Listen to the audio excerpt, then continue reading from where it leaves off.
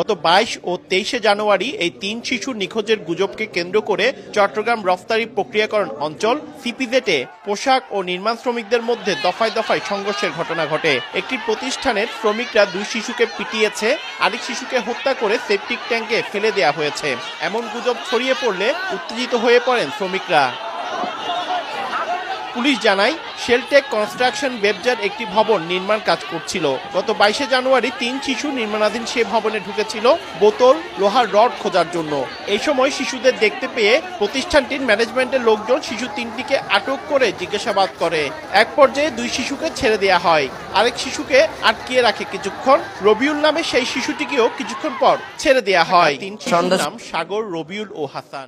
এই জায়গায় আমরা লোয়া টোকাইতে ঢুকছি, বোতল মতো টোকাইতে ঢুকছি, তো তখন এই জায়গায় ওরে আমার 3 জনের ধরছে, 2টা মায়ের আগে 2 জনের সাইরে দিচ্ছে। প্রথম আমার ভিতরে নিয়ে গেছে, নিয়ে যায় রশি দিয়ে বাঁধছে। ওদের মাঝে টোকা দিছে গেটমেট, দরজা খুলছে, ওরা পিড়াইছে, পিড়ানোর পর একটা বেডি আছে, বেডি ওরা টান দিয়ে বাই করে অর্ধেক বোধহয় ছেড়ে দিছে।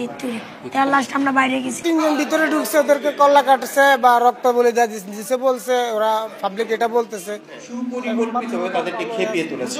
এখানে বহিরাগতদের ইন্ধন রয়েছে এবং যারা এই ধরনের গুজব ছড়াচ্ছে, পরিস্থিতিকে অস্থিতিশীল করার চেষ্টা করছে, তাদের বিরুদ্ধে আমরা তথ্য সংগ্রহ করছি।